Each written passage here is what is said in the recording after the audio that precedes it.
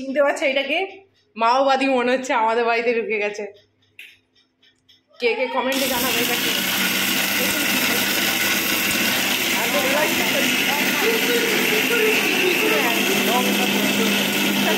আওয়াজে কিছু